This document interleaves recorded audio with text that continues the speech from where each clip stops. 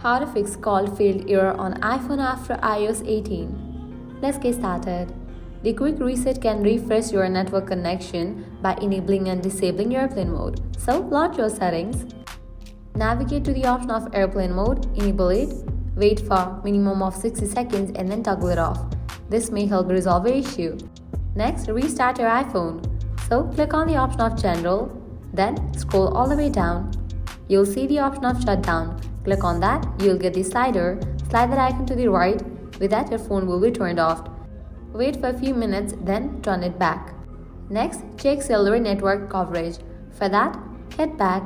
Navigate to the option Cellular. Now click on the option Cellular Data Options. Click on Voice and Data. Check in for the option 5G. Then you can head back. Click on the option Network Selection. Toggle on for the option of Automatic.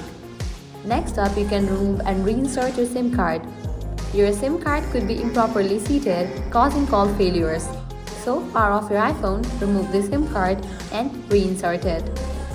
Next, turn off Do Not Disturb mode. For that, head back. Go to the main page of settings. Now, navigate to the option Focus. Open it. Make sure you haven't enabled any of these options from this page. Next, reset network settings. For that, head back. Navigate to the option of General. Then scroll all the way down. Click on the option Transfer or Reset iPhone. Click on Reset. Select the option Reset Network Settings and go to the process. Next, check for iOS software update.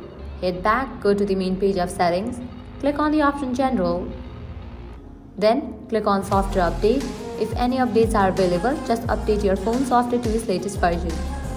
If the problem persists, you can try resetting your iPhone to factory settings. This will erase all data, so make sure to back up your iPhone before proceeding. Head back, scroll down, click on Transfer or Reset iPhone. Then select the option Erase All Content and Settings.